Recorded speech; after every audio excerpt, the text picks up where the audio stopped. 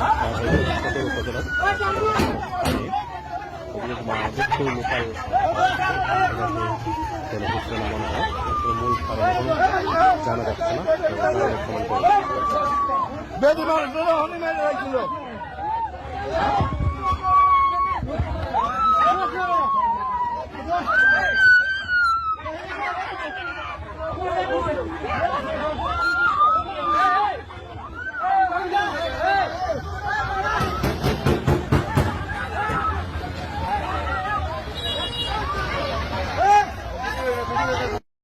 একজন মেয়েকে এভাবে মেইন সড়কে হাজারো মানুষের সামনে এভাবে মারামারি টেনে হেঁচড়ে নিয়ে যাওয়া, আসলে এরা কারা?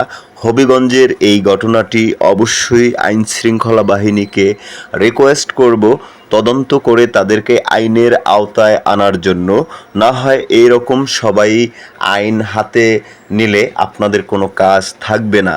সবাইকে অনুরোধ করব ভিডিওটি বেশি বেশি শেয়ার দিবেন, যাতে আইন শৃঙ্খলা বাহিনীর সামনে ভিডিওটি যায় এবং আইনি পদক্ষেপ নিতে পারে।